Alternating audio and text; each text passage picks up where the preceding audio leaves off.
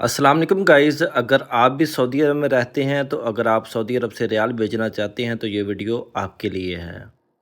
इस वीडियो में हम आपको बताएंगे कि सऊदी अरब में कौन सा बैंक कितना एक्सचेंज रेट दे रहा है।